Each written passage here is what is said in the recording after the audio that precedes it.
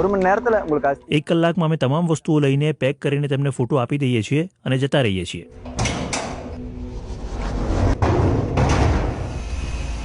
જ્યારે વરસાદની સિઝન હોય ત્યારે સ્મશાનમાં મૃતદેહોના અંતિમ સંસ્કાર કરવા અઘરું રહે છે અને જે લોકો પહાડો પર રહે છે તેમને પણ નીચે ઉતરીને આવવું અને મૃતદેહને અગ્નિદાહ આપવો ક્યારેક મુશ્કેલ કામ બની જાય છે. મોબાઈલ સ્મશાન વાહન આ જ સમસ્યાના સમાધાનના ભાગરૂપે ચેન્નાઈના ઈરોડ પાસે કાર્યરત છે. આ મોબાઈલ સ્મશાન વાહિની સેન્ટ્રલ રોટરી ક્લબ ચલાવે છે. ગરીબો માટે તે ખૂબ મદદરૂપ છે. જે ગામડામાં રહે છે તેઓ પોતાના જ પ્રાંગણમાં અંતિમ સંસ્કાર કરી નાખે છે.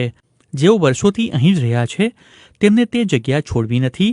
મોબાઈલ શબવાહિની આવા લોકોની ઈચ્છાઓ પૂર્ણ કરે છે. તેઓ જે જગ્યા પર રહ્યા અમે તે જ જગ્યાઓ પર તેમને અંતિમ દાહ આપીએ છીએ. તેમના જ ગામડાઓ પાસે તેમને સ્મશાન જવાની પણ જરૂર નથી. આશા છે કે આમ કરવાથી તેમના આત્માને શાંતિ મળે.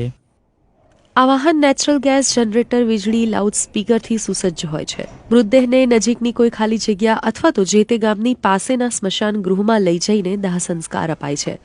1 જ કલાકની અંદર ક્રિયા પૂરી કરી પરિવારને અસ્થિઓ સોંપી દેવામાં આવે છે. તેઓ આ કામ કરવાના દર એક મૃતદેહના 5,000 રૂપિયા લે છે. પહેલા તો દિવસના 1 કે 2 કેસ આવતા, હવે મોબાઈલ શબવાહિની માટે 5 ફોન આવી જાય છે.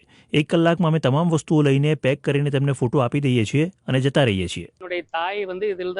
મારા માતાની અંતિમ ક્રિયા અહીંયા કરવામાં આવી હતી. ત્યારથી ઘણા લોકોએ તે કરવાની શરૂઆત કરી. એ સિવાય અસ્થિ વિસર્જન કરવા માટે કાશી કે રામેશ્વરમ જવું પણ બહુ લાંબી પ્રક્રિયા છે. એ લોકો તેના માટે પણ વ્યવસ્થા કરી રહ્યા છે.